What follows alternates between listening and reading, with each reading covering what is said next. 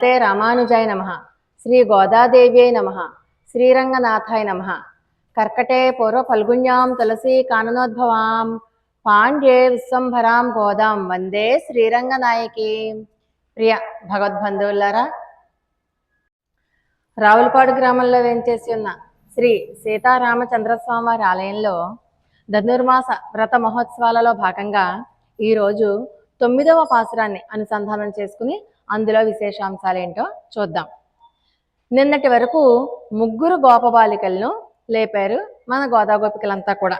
కొన్ని శబ్దాలు చెప్పి, అమ్మ మీకు ఆ శబ్దాలు వినిపించట్లేదా, వినపడినా కూడా ఎందుకు లేవట్లేదు అంటూ నిన్న మొన్న అటు మొన్న ముగ్గురు ఆళ్వార్, పొయ్గై ఆళ్వార్, పోదత్తాళ్వార్, పేయాళ్వార్ అని చెప్పుకున్నాం కదా, ఆ ముగ్గురిని లేపారు. ఇక ఈ పాసురం నుంచి రాబోయే 4 పాసురాలు అంటే 9, 10, 11, 12 ఈ 4 పాసురాలలో కూడా నిద్ర పోతున్నావా, నిద్ర లే, నిద్రలోంచి లే అంటూ నిద్రా శబ్దాన్ని ఉపయోగిస్తూ ఈ 4 పాసురాలు చెప్తారు. నేను మీకు నిన్న చెప్పాను, మన తిరుప్పావై అంతా కూడా సకల ఉపనిషత్ సారము, భారత భాగవత రామాయణాది విశేషాంశాలన్నీ ఉంటాయని. ఇప్పుడు ఈ 9, 10, 11, 12 పాసురాలలో ఉన్నటువంటి అవస్థలు ఏంటంటే, భగవద్గీతలో 2వ అధ్యాయంలో 55, 56, 57, 58 శ్లోకాలకి అర్థమే ఈ 9, 10, 11, 12 పాసురాలు. 55వ శ్లోకానికి అర్థం ఇప్పుడు మనం చెప్పుకోబోయేటటువంటి పాసురం అన్నమాట. వీళ్ళు ఈరోజు ఉన్నటువంటి గోపిక లేపబోయే బాలిక యొక్క అవస్థే అన్నమాట. దాన్ని ఏమంటామంటే యతమాన అవస్థ, వ్యతిరేక అవస్థ, ఏకేంద్రియ అవస్థ, వశీకార అవస్థ.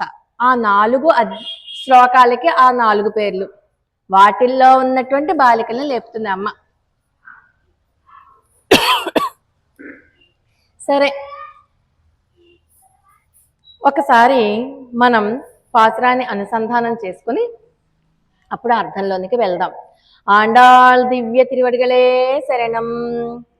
తూమణి మాడెత్తు సుత్తుం విளக்கெரியா தூபம் கமலம் துயிலனே மேல் கண்வளரம் மாமான் மனகத்வந்தால் திறவாய் மாமீர் அவளை எழுப்பீரோ உன்மகள்தான் ஊமையோ அன்று செவிடோ அனந்தலோ ஏமப்பெருந்தியில் மந்திரப்பட்டாளோ மாமாயன் மாதவன் வைகுந்தனன் என்று నామం పలవం నవిన్నేలోరెంబావాయ్. ఆండాళ్ దివ్య తిరువడిగలే శరణం. ఇప్పుడు ఈ పాసురం యొక్క అసలు మామూలు అర్థం ఏంటంటే, ముందు పాసురం అర్థం మామూలుగా ఎలా ఉంటుందో చెప్పుకొని అప్పుడు విశేష అర్థంలోకి వెళ్దాం. మనం నిద్ర అని శబ్దం చెప్పుకుంటున్నాం కదా, వీళ్ళందరూ పడుకునేటటువంటి నిద్ర మనలాంటి నిద్ర కాదు అని కూడా చెప్పుకుందాం.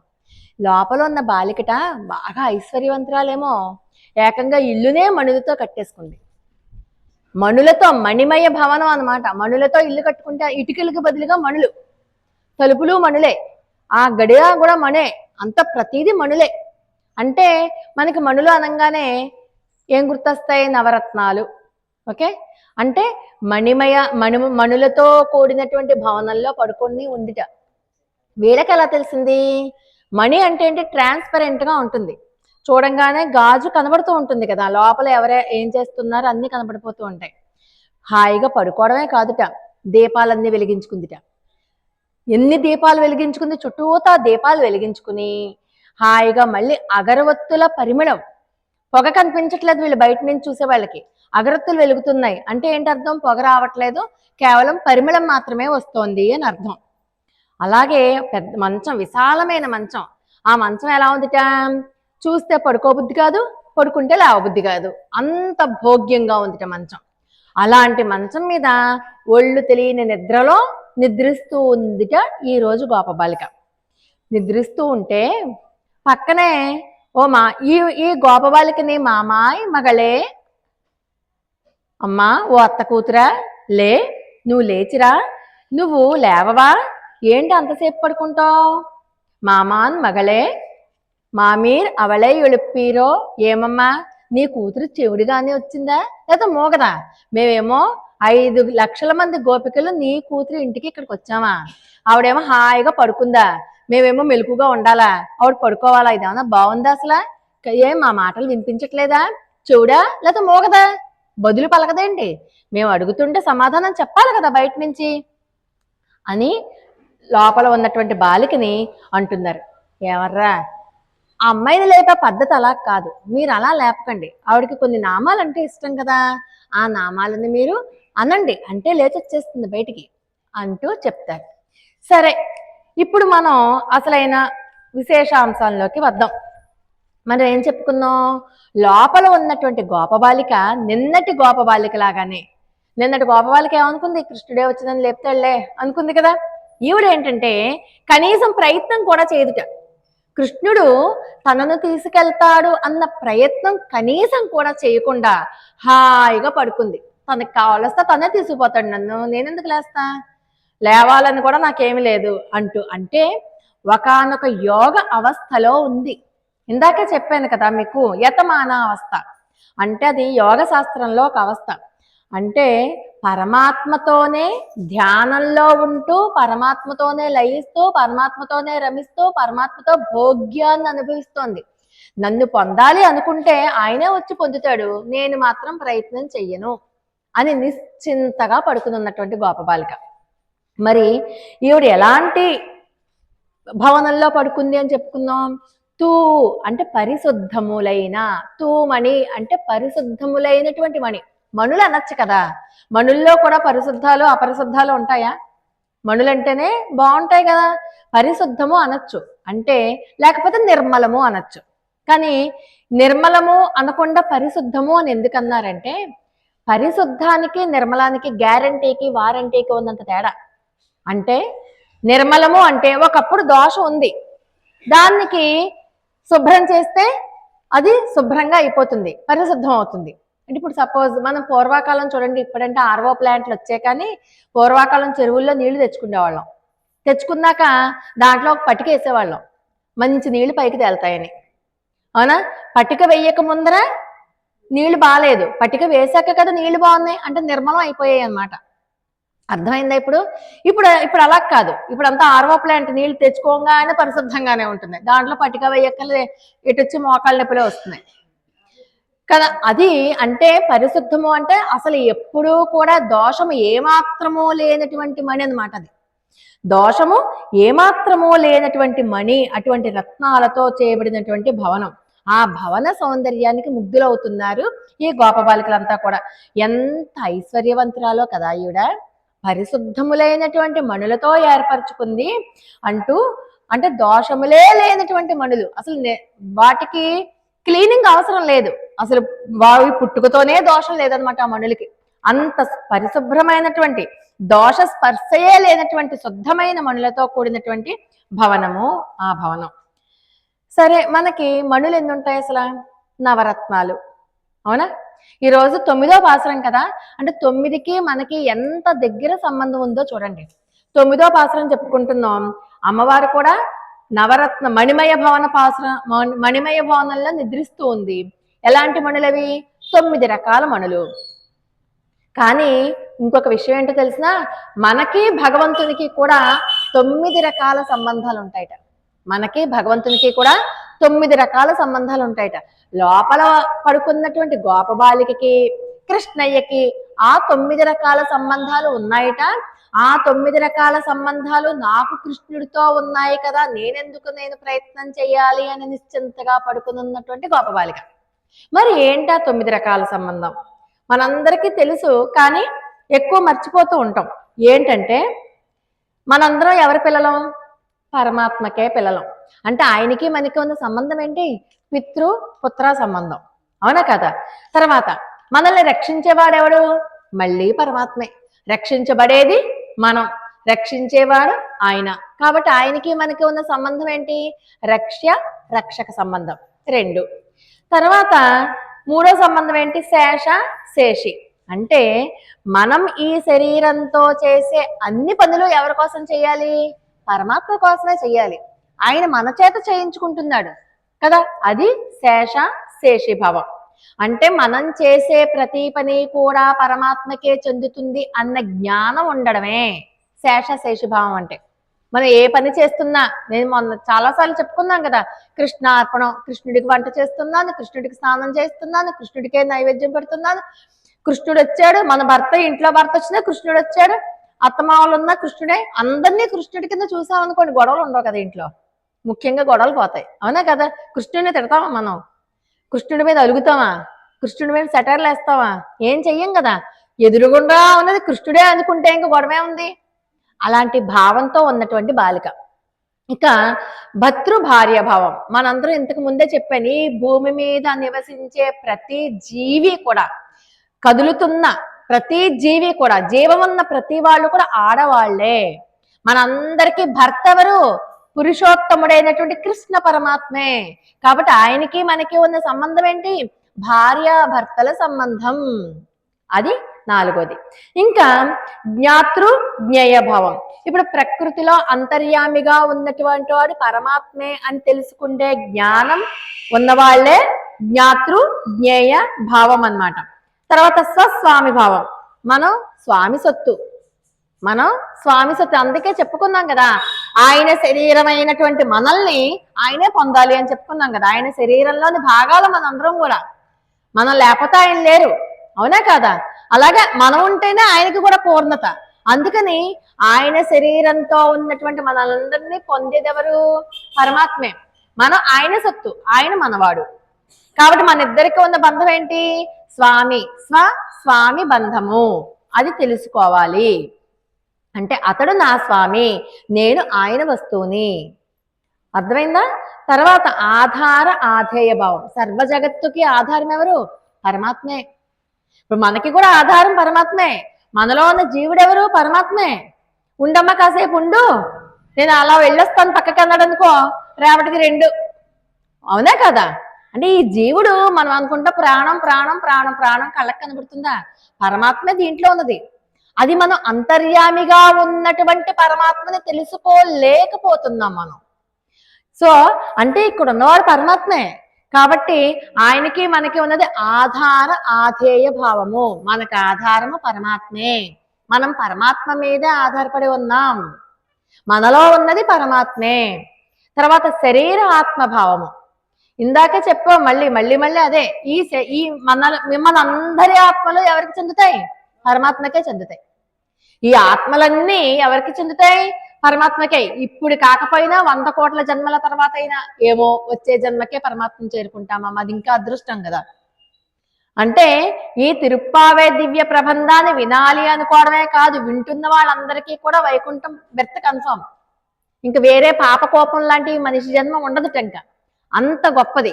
అందుకని శరీరాత్మభావం కూడా మన ఆయనే. అది మనకి స్వామికి ఉన్నటువంటి బంధం. ఈ ఆత్మలన్నీ కూడా పరమాత్మకే చెందుతాయి. తర్వాత భోక్తృ భోగ్య భావం. అంటే లోకంలో ఉన్నటువంటి అన్ని విషయాలు అనుభవిస్తున్నానని చెప్పి మనం అనుకుంటున్నాం చూసారా, మనమెవరం అనుభవించడానికి? మనల్ని అనుభవించేది పరమాత్మ. ఆయన ఏదన్నా మన చేతే చేయించుకుంటాడో ఆనందాన్ని ఆయన అనుభవిస్తాడు. ఆ జ్ఞానం మనకు ఉండాలి. ఈ రోజు ఏదో ప్రసాదం చేసాం, నేను చేశాను కాదు కాదు, నా చేత పరమాత్మ చేయించుకున్నాడు. ఈ రోజు ఏదో స్వామికి ఏదో వస్తువు చేసి తీసుకొచ్చాం, పరమాత్మ ఇచ్చాడు. మనం ఏంటి డబ్బులు? మనం ఏమనుకుంటాం? నేను ఇచ్చాను. పేపర్లో రేపు పెద్ద కటౌట్ వచ్చేయాలి, కింద పెద్ద పెద్ద అక్షరాలతో నా పేరు వచ్చేయాలి. కానీ ఆ కటౌట్ వెనకాల పెద్ద పెద్ద అక్షరాల పేరు వెనకాల ఎవరు ఉన్నారు? పరమాత్మ ఉన్నాడు. ఆయన ఒక్క కన్ను పక్కకి తిప్పాడా, లక్ష్మీదేవి కన్ను రెప్ప ఇలా వాల్చిందా, మనం నిత్య దరిద్రులం అయిపోతాం. అవునా కాదా? అంటే మనకి ఇచ్చినటువంటి ఈ ఆస్తి, ఐశ్వర్యం, సంపద అన్నీ పరమాత్మ సొత్తే. ఆయన కటాక్షం వల్ల ఏమో ఏ జన్మలో ఏ పుణ్యం చేసుకున్నామో, ఎవరికి ఇంత అన్నం పెట్టామో, ఎవరికి ఆశ్రయం ఇచ్చామో, ఈ రోజు మనకి మంచి ఇల్లు ఉంది, అందరికీ అన్నం పెట్టగలుగుతున్నాం, మనం కూడా తినగలుగుతున్నాం. అంటే ఆ భావం మనకు ఉండాలన్నమాట. భోక్తృ భోగ్య భావం. మనల్ని అనుభవించేది పరమాత్మే. ఆ భావం అంటే 9 రకాలైనటువంటి సంబంధాలు ఉన్నాయి. ఇది కాక 9 అంకెతో ముడిపడి ఉన్నవి ఏమున్నాయి చెప్పండి? 9 మనందరికీ తెలుసు. చెప్పండి. పిల్లల్ని నవమాసాలు మోస్తాం, అవునా? ఇంకా నవగ్రహాలు ఉన్నాయి 9. ఇంకా నవరాత్రులు చేస్తాం. ఇంకా దసరా ఏదైనా నవరాత్రులు ఓకే. ఇంకా నవరత్నాలు, ఇంకా నవరసాలు, అవునా కదా? అంటే 9కి మనకి ఎంతో చూడండి. నేను గడిచిన 2-3 పాసరాల కింద కూడా చెప్పాను. నవవిధ భక్తి మార్గాలు: శ్రవణం, కీర్తనం, విష్ణు స్మరణం, పాద సేవనం, అర్చనం, వందనం, దాస్యం, సఖ్యమాత్మ నివేదనం. 9 రకాల బంధాలు ఇంకా తెలుసు. ఇప్పుడు నేను చెప్పాను చూసారా 9 రకాల బంధాలు. అవి మనకి అచ్చ తెలుగు పద్యం ఒకటి ఉంది. ఎవరు చెప్తారు? నీవే తల్లివి తండ్రివి, నీవే నా తోడు నీడ, నీవే సఖుడో. లెక్క పెట్టండి. నీవే తల్లివి తండ్రివి, నీవే నా తోడు నీడ, నీవే సఖుడో, నీవే గురుడవు దైవము, నీవే నా పతియు గతియు నిజముగ కృష్ణ. సరిపోయిందా? ఇవన్నీ అవే మనకి తెలుసు. కాకపోతే మనం మననం చేసుకోకపోవడం వల్ల మనకి గుర్తుండదు అంతే. ఇప్పుడు నేను చెప్పేవన్నీ మీకు తెలియదంటే అందరికీ తెలుసు. కానీ మననం ఉండాలిగా, చాంటింగ్ ఉండాలి కదా. అదే అన్నమాట మననం అంటే అదే. ఇన్ని 9 రకాలైనటువంటి 9తో మనకెంత అనుబంధమో చూడండి. ఈ 9 పాసరం కూడా చాలా విశేషం. భగవంతుడు అనుగ్రహిస్తే వచ్చే ఏడాది ఈ 9వ పాసరం దగ్గరికి వచ్చేసరికి 9వ చక్కగా అందరూ పళ్ళాలు దీపాలు తెచ్చుకుందాం. పళ్ళాలు ఇక్కడి నుంచే స్వామికి చూపిద్దాం. అలాగే అగరబత్తి దీపాలు తెచ్చుకుంటే ఇక్కడి నుంచే స్వామికి చూపించవచ్చు. అగరధూప పరిమళం కూడా ఇక్కడి నుంచే వేసేయచ్చు. ఓకేనా? బాగుంటే చక్కగా వచ్చే ఏడాది ప్రతి పాసరానికి ఒక విశేషం ఉంది. ప్రతి పాసరం కూడా ఆచార్యుల వారి యొక్క అనుమతి తీసుకుని, మరి ఆయనే కదా మనం చెప్పాలి. ఆయన చెప్తే ఆయనని ఆధ్వర్యంలో మనం ఈ కార్యక్రమాలు అవి చేసుకోవచ్చు భగవంతుడు అనుగ్రహిస్తే. సరే, ఈ రకమైనటువంటి 9 రకాలైనటువంటి మణులతో ఉన్న భవనంలో ఉంది. పైకి కనిపించే అర్థం ఒకటి. ఇంకొక అర్థం ఏం చెప్పండి? మన శరీరంలో ఉన్న నవరంధ్రాలు, శరీరంలోనే ఉన్న నవరంధ్రాలు ఉన్నాయి. ఆ నవరంధ్రాలతో ఉన్న భవనం ఏంటి? మన శరీరమే. మన శరీరంలో 9 రంధ్రాలు, 9 మణులు. అటువంటి భవనంలో నివసిస్తూ ఉన్నాం మనం కూడా. ఆ నవరంధ్రాలతో మనం ఎన్ని రకాల భోగాలు అనుభవిస్తున్నామో. కళ్ళతో చూడకూడదని చూసేస్తున్నాం, వాసన చూడకూడదని చూసేస్తున్నాం, తినకూడదని తింటున్నాం, వినకూడదని వింటున్నాం, వినాల్సిన వినడం మానేసి వినకూడదని వింటున్నాం, చూడాల్సిన దైవ స్వరూపాలు మానేసి చూడకూడదవన్నీ చూస్తున్నాం, మాట్లాడాల్సిన మంచి మాట మాట్లాడడం మానేసి ఏం చేస్తున్నాం? అన్ని రకాల మాటలు మాట్లాడుతున్నాం.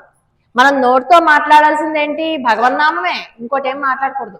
కానీ అన్ని మాట్లాడుతున్నాం. అలాగే చేతులతో చేయాల్సిన పనులేంటి? భజన చెయ్యాలి. కాళ్ళతో భగవంతుడు ఉన్న ప్రదేశాలకు వెళ్ళాలి. అవన్నీ మానేసి అన్ని రకాల పనులు చేసేస్తున్నాం. అవునా కదా? అంటే ఈ నవరంధ్రాలతో మనం ఎన్ని భోగ్య వస్తువులైతే భోగం చేయడానికి అవకాశం ఉందో అవన్నీ అనుభవిస్తున్నాం మనం. కానీ లోపల ఉన్న బాలిక వాటి వంకైనా చూసిందా? చూడలేదు. హాయిగా పడుకుంది, హాయిగా నిద్రపోతూ ఉంది. పైగా ఎలాంటి అవస్థలో ఉంది? చుట్టూతో మణులు ఉన్నాయి, సరే అయిపోయింది. ఇంకా ఎలా ఉంది? అమ్మాయి లోపల ఉన్నటువంటి ఆమె సుత్తం వెలక్తెరియా, చుట్టూతో దీపాలు పెట్టుకుందిట. ఇన్నాళ్ళు పాపం కృష్ణుడిని చీకట్లోనే కలవడం అలవాటు వీళ్ళకి. ఇప్పుడు ఈవిడికి ఆ భయం లేదు. లోపల ఉన్న ఆవిడికి హాయిగా దీపపు కాంతిలో శ్రీకృష్ణుడినైనా చూసి తరించిపోవచ్చు అని చెప్పి 1 కాదు 2 కాదు బోల్డ్ దీపాలు పెట్టేసుకుని చుట్టూతా దీపాలు పెట్టుకుని నిద్రపోతుంది. కనబడుతోంది వీళ్ళందరికీ బయట. ఓహో, ఇన్నాళ్ళు ఉన్నటువంటి భయం పోయిందనమాట. అందుకనే హాయిగా దీపపు కాంతిలో కృష్ణుడు వస్తే చూడొచ్చన్న ఆనందంతో ఈవిడ అలా ఉందన్నమాట. దీపం దేనికి సంకేతం? జ్ఞానానికి సంకేతం. దీపం జ్ఞానానికి సంకేతము. అంటే ఈ లోపల ఉన్నటువంటి బాలిక అమితమైన జ్ఞాన సంపన్నురాలు. జ్ఞానమే కాదు, అంటే ఈవిడికి శాస్త్ర జ్ఞానము, అన్ని రకాలైనటువంటి జ్ఞానాలు తెలిసినటువంటి ఆమె. అంతేకాదు తోపం కమల, లోపల ఉన్నటువంటి దీపపు కాంతి బయటికి కనబడుతున్నట్టే లోపల అగరవత్తుల యొక్క స్టాండ్ కనబడుతుంది. వాళ్ళకి పొగ రావట్లేదు, పరిమళం మాత్రమే వస్తుంది. పొగ రావట్లేదు అంటే మనకి పొగ వస్తే మరి పరమాత్మకి మనకి కట్టలు వెలిగించేస్తూ ఉంటాం. ఓ పొగొచ్చేయాలి మనకి, ఇలా ధూపమాగ్రాపయామి అనగానే పొగొచ్చేయాలి. పొగ కాదు రావాల్సింది, పరిమళం రావాలి. అగరబత్తి వెలిగించగానే మనకి రావాల్సిందేంటి? పరిమళం, మంచి సువాసన రావాలి. అందుచేత ఆ పరిమళం వీళ్ళకి బయటకు వచ్చేస్తుంది. పరిమళం అంటే అంతే కదా, మంచి సువాసన ఎక్కడి నుంచి వస్తుంది, అంతటా వ్యాపించిపోతుంది కదా, వీళ్ళకి బయట ఉన్న వాళ్ళకి కూడా ఆ సువాసన తెలిసిపోతుంది వీళ్ళకి. అందుకని అగరబత్తుల యొక్క అగరత్తులు వెలిగించుకుని ఆ పరిమళాన్ని ఆస్వాదిస్తూ, పరిమళం అంటే ఏంటి, అనుష్ఠానం.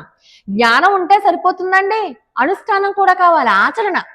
గత పాసురంలో పక్షి రెక్కల జ్ఞానము అనుష్ఠానం అని చెప్పుకున్నాం కదా.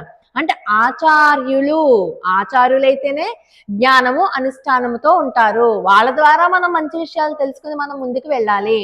ఆచార్యుని పట్టుకుంటే చాలండి, హాయిగా ఆయన మోక్షాన్ని ఇచ్చేస్తారు. ఆ పట్టుకోవడం రావాలి, ఆ సరైన ఆచార్యుడు మనకు దొరకాలి, ఆ పట్టుకోవడం రావాలి. పట్టుకున్నావా, చాలా ఈజీ వే టు గో పరమాత్మ.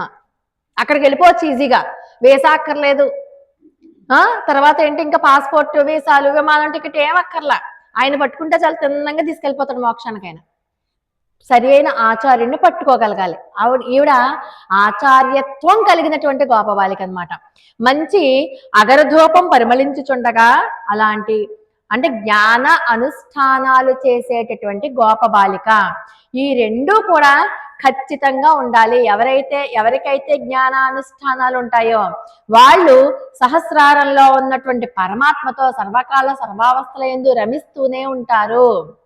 ధ్యానంలో పీక్ స్టేజ్ మనకు తెలుసు కదా, మన శరీరంలో 7 చక్రాలు ఉంటాయని తెలుసా. తర్వాత వచ్చే పాసురాల్లో వస్తే నెమ్మదిగా ఒక్కొక్కటి చెప్పుకుందాం. అన్నీ ఒకేసారి చెప్తే భయపడతారని నేను చెప్పట్లేదు చాలా. కాబట్టి అక్కడ ఉన్నటువంటి పరమాత్మని ధ్యానంలో అలా మెడిటేషన్ అంటాం కదా, అలా కూర్చుంటే మెడిటేషన్లో అక్కడ ఉన్నటువంటి పరమాత్మ మీద దృష్టి కేంద్రీకరిస్తే పరమాత్మే ఉన్నారని చెప్పి భావించి హాయిగా నిద్రిస్తున్నటువంటి గోపబాలిక అనమాట. సరే, తుయిలనే మేల్ కన్వళరుం. అబ్బా, నిద్రను చక్కగా పట్టించు పడక మీద పడుకుందిట. చెప్పాను కదా ఇందాక, ఆ మంచాన్ని చూస్తే పడుకోబుద్దేదు, పడుకుంటే లేవబుద్దేదు. అంత భోగ్యంగా ఉంటుంది, అంత మృదువుగా ఉంటుంది, అంత హాయిగా ఉంటుంది. వీళ్ళకి బయట నుంచి మరి మణిమయ భవనంలో కదా నిద్రిస్తోంది. వీళ్ళకి ట్రాన్స్పరెంట్ గా లోపల ఎవరెవరు ఉన్నారు, ఏమేమి ఉన్నాయి, ఏమేమి పెట్టుకుంది, ఎలా పడుకుంది అన్నీ తెలిసిపోతున్నాయి వీళ్ళందరికీ. అందుకని అది మనకి చెప్తోంది. అంత నిద్రను చక్కగా పట్టించే ఆ పడక మీద హాయిగా సుఖ నిద్రపోతోంది. ఏమో కృష్ణుడు ఏమన్నా వచ్చేసాడేమో, కృష్ణుడు వస్తేనేమో పడుకుందేమో, లేకపోతే ఎందుకంత ముద్దు నిద్రపోతుంది. మేమేమో పైనేమో చక్కగా మంచు, ఆ మంచులో మేమేమో నడిచి వచ్చామా, మేము అసలు రాత్రే పడుకోలేదు. పడుకోకుండా మేమేమో ఆదరాబాదరా కృష్ణ పరమాత్మ దగ్గరికి వెళ్దామని వస్తే ఈవిడ అసలు కృష్ణ పరమాత్మ దగ్గరికి వెళ్ళాలి అన్న ధ్యాసే లేకుండా పడుతుంది అని చెప్పి వీళ్ళు బయట నుంచి అన్ని ఊహించుకుంటున్నారనమాట. అయ్యో, ఇలా నిద్రపోతుంది ఏంటి, ఎలా నిద్రపోతుందిట, నన్ను పొందవలసింది నేను కాదు, కృష్ణుడే వచ్చి నన్ను పొందాలి, నేనెందుకు బయటికి వెళ్ళి గోష్ఠిలో కలవాలి అన్నట్టుగా నిద్రపోతోందిట. ఊరుకుంటారా వీళ్ళు? వెంటనే మామాన్ మగళే, అత్త కూతురా అని సంబోధిస్తున్నారు. నిన్నటి పాసురంలో ఏమని పిలిచాం, కోదు కులముడయ్య పావాయి కుతూహలము కలిగిన పడతి అని పిలిచాం. నిన్నటి పరమాత్మ ఎవరు? దేవాది దేవనై, దేవాది దేవుడు అని చెప్పి పిలిచాం. ఈ రోజు అత్త కూతురా అని పిలిచేస్తోంది. మనం చూడండి, ఇరుగు పొరుగు వాళ్ళు మనకు చుట్టాలు కాకపోయినా పిన్ని, బాబాయ్, మామయ్య, అత్తయ్య, చిన్నాన్న, పెద్దనాన్న పిలుచుకుంటాం కదా మన ఓళ్ళల్లో. అక్క, చెల్లి, తమ్ముడు అంటాం కదా. అలాగా ఓ అత్త కూతురా, ఏంటి ఇంకా నిద్రిస్తున్నావు అంటూ లోపల ఉన్నటువంటి బాలికని సంబోధిస్తున్నారు. ఏం లేదు, అలా పిలిస్తే మన చుట్టాలంటే మనకు కొంచెం ఎక్కువ ప్రేమ ఉంటుంది కదా. ఏదో ఒక బంధంతో పిలిచేసుకుందాం అనుకో, అమ్మో తను పిలిచేస్తోంది మా వదిన, లేచి వెళ్ళాలి అని అనుకుంటాం కదా. అందుకని అత్త కూతురా అని సంబోధించి మణికదవంతాల్ తెరవాయ్, ఈ మణులతో కూడి ఉన్నటువంటి ఈ మణిమయ భవనంలో తలుపు గడి తీయి. అంతా మణులే, ఎక్కడ తలుపు ఉందో తెలియట్లేదు, ఎక్కడ కిటికీ ఉందో తెలియట్లేదు, ఎక్కడ గొళ్ళె ఉందో తెలియట్లేదు. అంటే గొళ్ళెము, కిటికీ, తలుపులు, ద్వారబంధాలు అన్ని మణులే, ఎక్కడ ఏముందో మాకు తెలియట్లేదు. ఆ తలుపు తీసేదానివి నువ్వే, నువ్వు లేచి తలుపు తీ.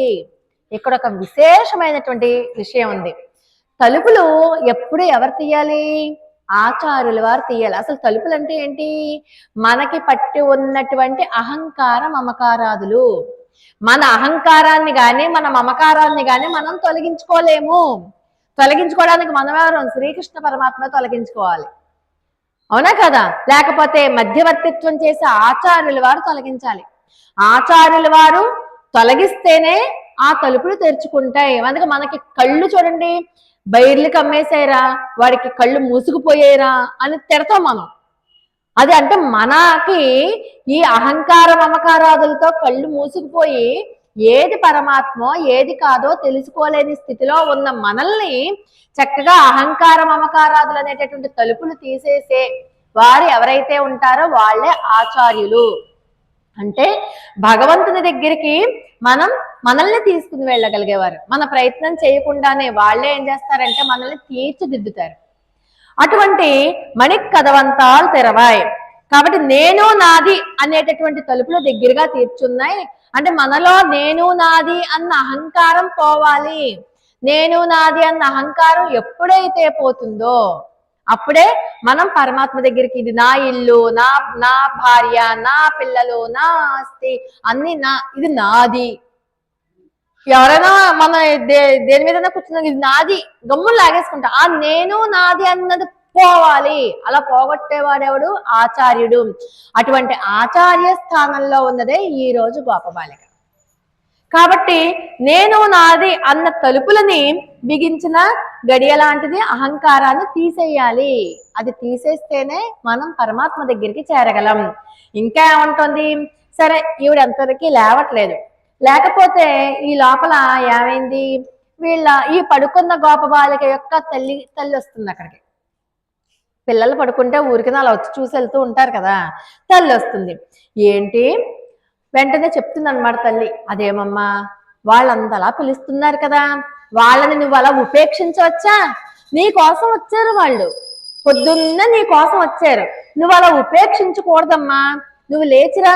వాళ్ళు ఎంత ఆర్తితో ఎంత ప్రేమగా నిన్ను పిలుస్తూ ఉన్నారో, వాళ్ళు పిలుస్తున్నటువంటి ఆర్తినైనా నువ్వు విని వాళ్ళని ఉపేక్షించకుండా లేచిరా అమ్మా అంటూ నువ్వు వాళ్ళని పరిహాసం ఆడద్దు.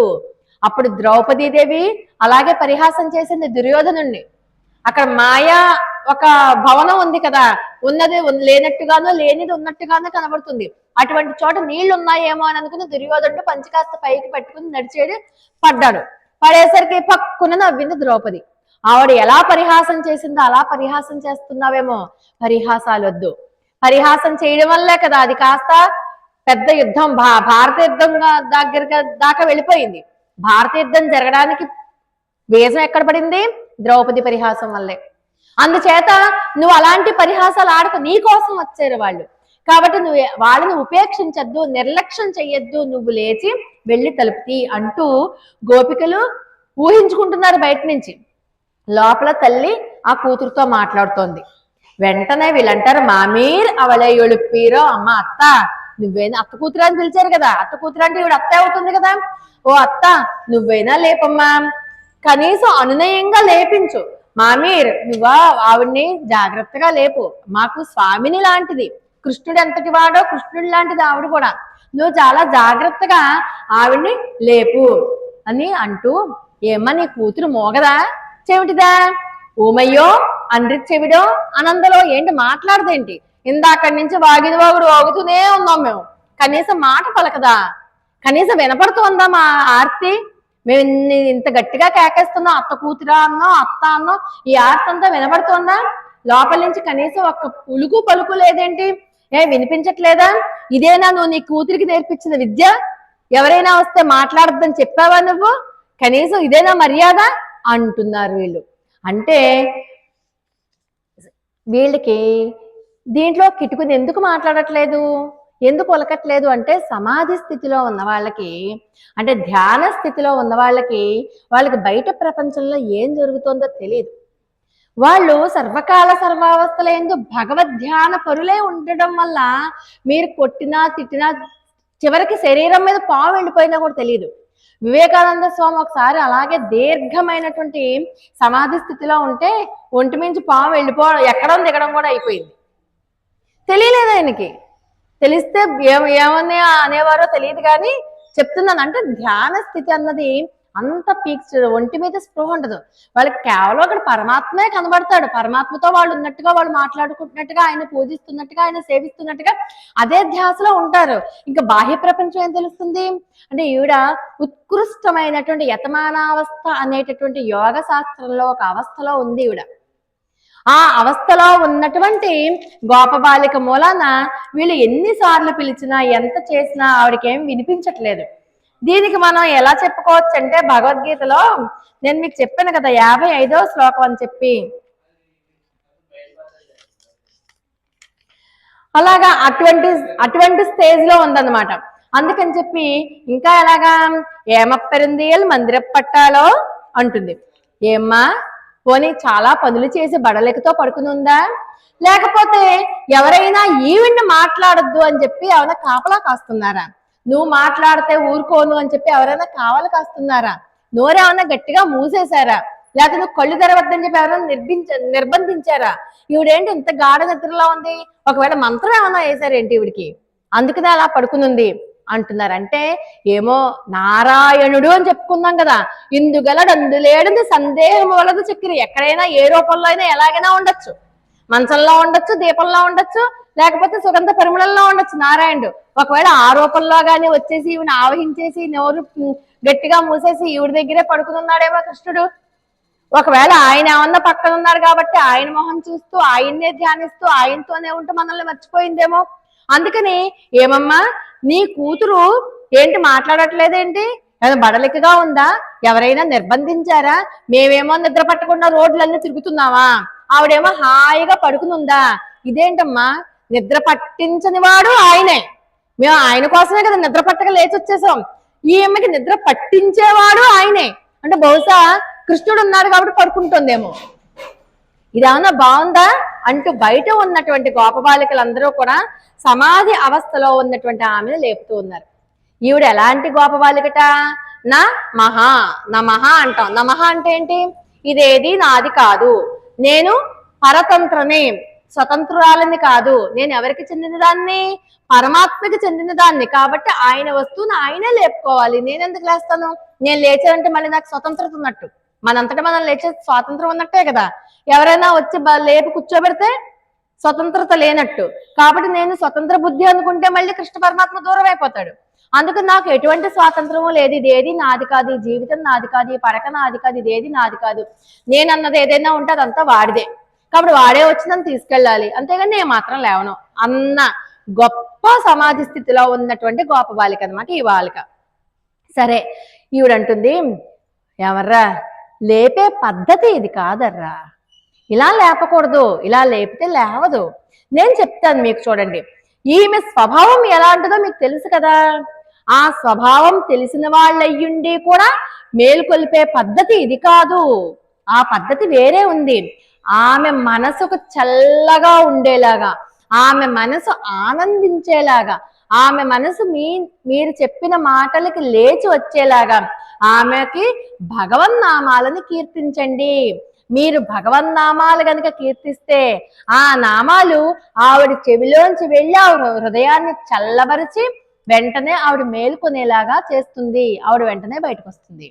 కాబట్టి మీరు చేయవలసిన పద్ధతి ఇది కాదు, లేపండి ఆవిడ భగవన్నామాలతో అంటూ ఈ రోజు ఇంకో 4 నామాలు చెప్తారు, 3 నామాలు, మామాయన్, మాధవన్, వైగుందన్, ఎన్నెండ్రు. మామాయన్ మహామాయావి, మాయా గుణచేష్టితములు కలవాడు, శ్రీకృష్ణ పరమాత్మ ఎన్నో మాయలు చేశాడు, నోట్లో సకల భువన భాండాలను చూపించేశాడు కదా నోట్లో, అలాంటి మాయాగుణ చేష్టితములు కలిగినటువంటి శ్రీకృష్ణ పరమాత్మ యొక్క లీలలను మీరు పాడండి. మాధవన్, మా అంటే ఎవరు, అమ్మవారు, ధవ అంటే అమ్మవారిని చేపట్టిన వాడు ఎవరు, కృష్ణుడు, మాధవుడు, మాధవాన్ని కీర్తించండి. వైకుంఠన్, వైకుంఠనాథుడు, అఖిలాండ కోటి బ్రహ్మాండ నాయకుడైనటువంటి ఆ వైకుంఠనాథుడు, వైకుంఠవాస, శ్రీనివాస, వైకుంఠ అని పిలవండి గట్టిగా. వెంటనే ఆ మాటలు ఆ చెవిలో పడితే వెంటనే ఆవిడ మనసు చల్లబడి నెమ్మదిగా సమాధి స్థితి నుంచి కిందకు వస్తుంది. సమాధి స్థితిలో ఉన్న వాళ్ళని ఎవరినైనా సరే ఉన్న పళ్ళంగా కుదిపేసి లేపకూడదు. వాళ్ళకి భగవన్నామ సంకీర్తన చెయ్యాలి. మాధవ, గోవింద, వైకుంఠ అలా భగవన్నామ సంకీర్తన చేస్తూ చేస్తూ ఉంటే ఆ నామాల వల్ల ఆ నామాలకు వాళ్ళ మనసు వెనక్కి తిరిగి అందరితో కలిసి భగవన్నామం చేయడానికి ఇష్టపడతారట. అందుకని ఓ మహామాయావి, మాధవ, వైకుంఠవాస అంటూ ఈ 3 నామాలతో భగవాను యొక్క కళ్యాణ గుణాలను కీర్తించండర్రా. అలా కీర్తిస్తే ఖచ్చితంగా ఈ అమ్మ లేచి వస్తుంది అంటూ శ్రీకృష్ణ పరమాత్మ యొక్క దివ్య నామాలను, కృష్ణావతారంలో ఉన్నటువంటి మాయలని అన్నింటినీ కూడా చెప్తూ లేపమంటుంది. ఇక్కడ మనం ఈ రోజు లేపుకోబోయేటటువంటి ఆళ్వారి పేరు ఏంటంటే భక్తి సారులు అన్న ఆళ్వారు. ఆయన ఒక 2 భార్యాభర్తలు ఉన్నారు, ఋషులే వాళ్ళు కూడా. కనకాంగి అనే మనకి చూడండి, ఈయన ఒక యజ్ఞం చేస్తున్నారు అనుకోండి, వెంటనే ఇంద్రుడు అప్సరసల్ని పంపించేసి యజ్ఞాన్ని పాడు చేస్తాడు. మనం కథల్లో చదువుకుంటూ ఉన్నాం కదా. అలాగే ఈ భక్తి సారుల యొక్క తల్లిదండ్రులు ఒక యజ్ఞం చేస్తూ ఉంటే వెంటనే చాలా మంది అప్సరసల్ని పంపిస్తాడు. అప్సరసలు ఈయన యొక్క తపశక్తికి భయపడిపోయి వెళ్ళిపోతారు. కానీ ఆ తర్వాత కనకాంగి అన్న గొప్ప అప్సరసను పంపిస్తారు. ఆవిడ ఎంత బాగా పాడుతుందంటేట, కృష్ణ పరమాత్మ యొక్క మురళీ గానం ఎంత మధురంగా ఉంటుందో ఆవిడ గానం కూడా అంత మధురంగా ఉంటుంది, అంత బాగా పాడుతుందిట. ఆ గాన మాధుర్యానికి ఈయన తపస్సు కాస్త భంగం అయిపోయి ఆ కనకాంగి అనేటటువంటి అప్సరసతో సంసారం చేయడం వల్ల ఈ పిల్లాడు పుట్టాడు. అది కూడా ఎలా పుట్టేట, అవయవాలు ఏర్పడని పిల్లవాడు పుట్టాడు. అవయవాలు ఏమీ ఏర్పడలేదు, కానీ కనకాంగిది ఏం పోయింది, తను ఏదైతే తనకి ఇంద్రుడు అప్పచెప్పాడో ఆ పని పూర్తయిపోయింది. ఆ పని పూర్తయిపోయింది కాబట్టి ఆ అవయవాలు లేనిటువంటి ఆ పిల్లాన్ని అక్కడే పడేసింది, వెళ్ళిపోయింది ఆనందంగా, తన పని పూర్తయిపోయిందని. ఈ భార్గవుడు, ఈయన తండ్రి పేరు భార్గవుడు. భార్గవుడు పాపం సిగ్గుపడిపోయాడు. ఇన్నాళ్ళు నేను చేసిన తపస్సు అంతా వ్యర్థం అయిపోయిందే, అయ్యయ్యో ఇలాంటి మోహాలక నేను లోని అయిపోయాను, చిచ్చి అని చెప్పి తనని తాను నిందించుకుంటూ మళ్ళీ తపస్సు చేసుకోవడానికి వేరే చోటకి వెళ్ళిపోయాడు. మరి అటవ్యాం నారసింహస్య అన్నట్టుగా ఆ ప్రాణం ఉన్న అవయవాలు పూర్తిగా ఏర్పడిని ఆ పిండాన్ని ఆ అడవిలో నరసింహస్వామి సాక్షాత్తు కాపాడేట. కాపాడి ఆయన అనుగ్రహం వల్ల అది పూర్తిగా అవయవాలతో పూర్తి ఉన్నటువంటి పసిబాలులా అయ్యాడు. ఈయన శ్రీ మహావిష్ణువు యొక్క సుదర్శన చక్ర అంశ. ఈ మనం చెప్పుకోబోతున్నటువంటి ఈ ఆళ్వారు సుదర్శన చక్రం యొక్క అంశ. సరే పుట్టాడు కదా, పుడితే సరే నెమ్మదిగా ఆ పరమాత్మే వాళ్ళతోటి వీళ్ళతోటి ఎలాగో కాస్త పాలు అన్నది తెలియదు, పాలు తాగలేదు, ఏదో పరమాత్మ దేవల్ల పెరుగుతున్నాడు, ప్రాణం ఉందంతే. ఒకసారి ఒక మేదరి వాడు ఈ చాటలు బుట్టలు అల్లుకుంటారు కదా, ఆయన ఏం చేస్తారు, పాపం వెదురు అంతా ఎక్కడుందో చూసుకుని వెదురు కొట్టుకుందాం అని చెప్పి అడవికి వస్తారు. అడవికి వస్తే గుక్క పెట్టి ఏడుస్తున్నటువంటి ఈ బాలుని యొక్క ఏడుపు వినపడుతుంది. ఏడుపు వినపడంగానే వెంటనే తీసుకుంటాడు చేతిలోకి. వాళ్ళకి పిల్లలు లేరు. వెంటనే తల్లి ఇంటికి తీసుకెళ్లి భార్యకి ఇచ్చి, దైవవశాత్తు దొరికిన బిడ్డ, మనం చాలా జాగ్రత్తగా మనం కాపాడుకోవాలి అని చెప్పి తీసుకొస్తారు. ఈ అబ్బాయిని చూసిన వెంటనే ఆ తల్లిలో మాతృత్వం పొంగి సన్యం వచ్చింది. కానీ పాలు తాగడే, పాలు లేదు, ఒలకడు పలకడు, ఏమీ చేయడు, అలాగే ఉంటాడు. పాలు ఇప్పుడు ఆహారం ఏదైనా తీసుకుంటేనే కదా మలమూత్ర విసర్జన వచ్చేది. ఆహారమే లేని వాడికి మలమూత్ర విసర్జన ఎక్కడి నుంచి వస్తుంది? పెరుగుతున్నాడు బిడ్డ, ఒలకడు పలకడు, తిండు తాగడు. కానీ ఒక దివ్య తేజస్సు మాత్రం ఈ పిల్లాడు చుట్టూతో ఎప్పుడూ ఉండేదిట. సరే ఒకసారి ఎవరో ఈ పిల్లాడు పాలు తాగట్లేదని చెప్పి బాగా వృద్ధులైపోయినటువంటి ఒక వృద్ధ జంట ఒకళ్ళు వచ్చి పాలు తాగండి అని చెప్పి రోజు కాసిన పాలు ఇస్తున్నారు, తాగట్లేదు పిల్లాడు. కానీ ఒకసారి వస్తే ఎందుకునో అనిపించిందేమో పిల్లాడికి వీళ్ళిద్దరిని ఏమన్నా కటాక్షించాలని కొంచెం తాగి, అదే ఫస్ట్ టైం పాలు తాగడం, వెంటనే ఇచ్చి వెంటనే మాట్లాడేసట్టు కూడా, మీరు తీసుకెళ్ళి పాలుని తాగండి, మీకు వెంటనే యవ్వనం వస్తుంది, యవ్వనం రావడమే కాదు మీకు పిల్లలు కూడా పుడతారు అని చెప్పి ఆశీర్వదించి పంపేసరికి ఏంటి ఎన్ని సంవత్సరాలు పెట్టి మాట్లాడినాడు, ఒకసారి మాట్లాడితే భయం వేస్తుంది కదా. అలాగే ఇన్ని సంవత్సరాల నుంచి ఏది తిన్నవాడు ఒకసారి తాగితే పాలు తాగితే కూడా ఆశ్చర్యం అనిపిస్తుంది కదా. ఓహో ఈయన ఎవరో దైవాంశ సంభూతుడు అనమాట, మనల్ని తల్లిగాను తండ్రిగాను కోరుకున్నాడు అనమాట, మన దగ్గరికి అందుకు వచ్చాడు అనమాట అని చెప్పి ఇంకా జాగ్రత్తగా పెంచసాగాడు. ఎప్పుడైతే ఈయన ఎంగిలి చేసినటువంటి పాల వృద్ధ దంపతులు తాగారో వెంటనే వాళ్ళకి నిండి యవ్వనం రావడం, వాళ్ళు అనేక భోగాలు అనుభవించి ఒక పిల్లాడిని కూడా కన్నారు. ఆ పిల్లాడి పేరు కణికృష్ణన్, కణికృష్ణుడు అని పేరు. అలాగే ఈయన భక్తి సారులు అన్న ఆయనకి చిన్నప్పటి నుంచి కూడా పరమాత్మ యొక్క కృపా విశేషం చేత ఈ దైవము, భక్తి, ధ్యానము ఇవన్నీ కూడా అలవాటైందేమో. సర్వకాల సర్వావస్థల ఎందునో కూడా అలాగే మోగగా మెడిటేషన్ చేసుకుంటూ ఉన్నారు. అప్పట్లో చాలా రకాల మతాలు ఉండేవి, పాషండ మతాలు అన్నీను. దాంతో ఏ మతం తీసుకోవాలో ఇంక అర్థం కాలేదు. నిన్నటి రోజున మనం చెప్పుకున్నాం కదా, పేయాళ్ళవారు అని చెప్పి ఆళ్వారులో ఒకళ్ళు.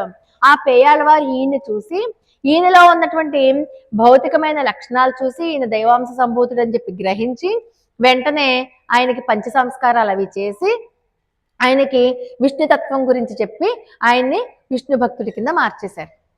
ఈయన ఎంతటి విష్ణు భక్తుడు అంటే ఆయన కోసం ఆయన ఏమీ కోరుకోరు, కానీ ఆ భక్తి చేత, బ్రహ్మచర్యం చేత, నిరంతరము కూడా దైవనామస్మరణ చేత ఈయనకి అనేక రకాలైనటువంటి సిద్ధులు వచ్చేసాయి. అంటే ఈయన కూర్చుంటే ఏది కావాలంటే అది వచ్చేస్తుంది. కానీ ఎప్పుడు ఏది అడిగేవారు కాదు. అలాగే ఏదో కాలక్షేపంగా బొంత మనం కింద వేసుకుని పడుకుంటాం కదా, బొంత ఓ పిచ్చి బొంత ఒకటి పట్టుకుని చంకలో ఏదో కుట్టుకుంటూ ఉండేవారు. చూసే వాళ్ళకి ఏమనిపిస్తుంది, ఏంటి పిచ్చాడు ఇలా బొంత కుట్టుకుంటున్నాడు అని అనిపిస్తుంది.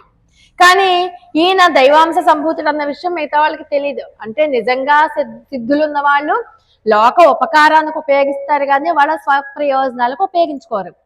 ఒకసారి ఒక సిద్ధుడు ఏం చేశాడు, ఆకాశంలో పులి వాహనం మీద ఎక్కి వెళ్తున్నాడు. సిద్ధులంటే ఎలాగైనా ఎక్కడికైనా వెళ్ళిపోవచ్చు. ఆ సిద్ధిస్తే మంత్రం కనుక సిద్ధించింది అనుకోండి, ఏది కోరుకుంటే అది వచ్చేస్తుంది. ఏది కోరుకుంటే ఏ ఆకారంగా కావాలంటే ఆకారంలోకి వెళ్ళిపోవచ్చు. మంత్రాలతోని మాయలు మనం చాలా విఠలాచార్య సినిమాల్లో చూస్తాం కదా, అలా అన్ని రకాలుగానే చేసుకోవచ్చు. అలాగా ఈయన ఏం చేశాడు, తపస్సు చేసుకుంటుంటే పైనుంచి ఒక సిద్ధుడు వెళ్ళిపోతున్నాడు. కరెక్ట్ గా ఈయన కూర్చుండే చోటుకు వచ్చేసరికి ఆ పులివాహనం ముందుకు కదలలేదు. ఏంటి కదలలేదు అంటే కిందకి చూసేసరికి కింద నుంచి ఒక దివ్య తేజస్సు పైకి కనబడుతోంది. ఓహో, ఈ తేజస్సు వల్ల వెళ్ళట్లేదని చెప్పి తను గొప్ప ఏదో నిరూపించుకోవాలని చెప్పి సిద్ధుడు కిందకి దిగాడు. దిగి నువ్వెందుకు అలాగా ఆచ్ఛాదన లేకుండా, ఒంటి మీద గొడ్డు కూడా లేకుండా తిరుగుతున్నావు, నీకు ఎవ్వరి వల్ల కూడా ఏ రకమైనటువంటి ఇబ్బంది లేకుండా నేను ఒక కవచాన్ని మంత్రించిస్తాను, వేసుకోపో అన్నాడు. అంటే ఒక నవ్వి ఊరుకున్నాడు.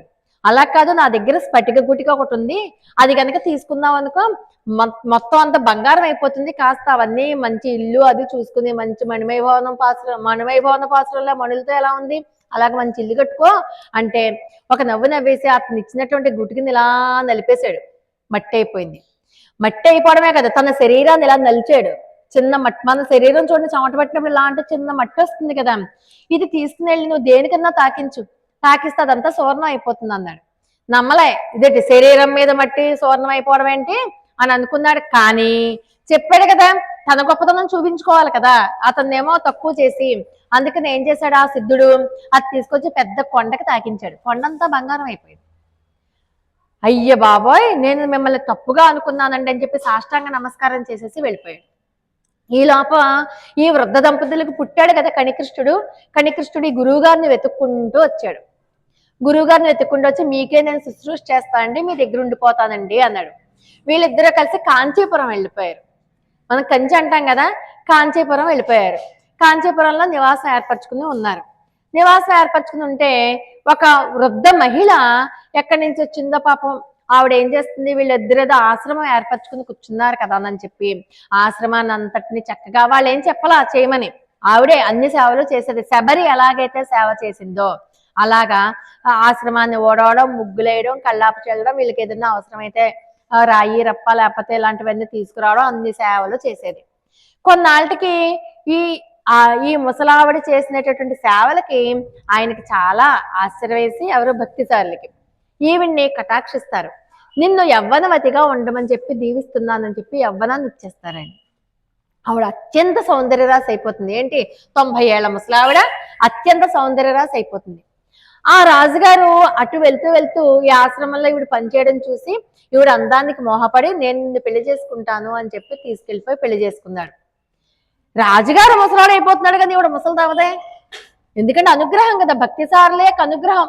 రాజుగారికి 90 ఏళ్ళు 100 ఏళ్ళు వచ్చేస్తే ఈవిడ మాత్రం 16 ఏళ్ల బాలికలా ఉంది. ఆయనకి అనుమానం వస్తుంది, ఏంటి నాకేమో ముసలితనం వచ్చేస్తుంది, నువ్వు ఎప్పుడు చూసినా బాలాకుమారి లాగానే ఉంటున్నా, ఏంటి రహస్యం అంటే అప్పుడు చెప్తుంది, భక్తి సారులు కనికృష్ణనున్న ఆశ్రమాన్ని నేనే చేసేదని నా మీద అనుగ్రహించి ఆయన నాకు ఇలా ఈ వరం ప్రసాదించారు. అంటే అప్పుడు నాకు కూడా యవ్వనం కావాలి, ఎలాగంటే నువ్వు కూడా వెళ్ళి సేవ చేయి, సేవ చేస్తే నీకు కూడా అలాంటి కటాక్షం లభించగలదు, కానీ నువ్వు రాజు కదా, నువ్వు సేవ చేయలేవు అని ఓ పని చేయి. కనికృష్ణుడు కూడా ఆ గురువు గారు ఎంతటి మహిమ గలవాడో అంతటి మహిమ ఉంది ఆ శిష్యుడికి కూడా. నువ్వు వెళ్ళి ఆ కనికృష్ణుడు అన్నవాడిని నీ రాజ్యానికి రప్పించు, నీ సభకి రమ్మని చెప్పు. ఎండిపోయిన మోడు కూడా చిగురించే శక్తి కనికృష్ణన్ యొక్క కవితలు రాసే శక్తిలో ఉంది. ఆ కనికృష్ణన్ కవితలు రాస్తాడు భగవంతుడి మీద. కాబట్టి ఒక్కసారి కవిత రాసి పలికాడా వెంటనే ఎండిపోయిన మోడు కూడా చిగురుస్తుంది.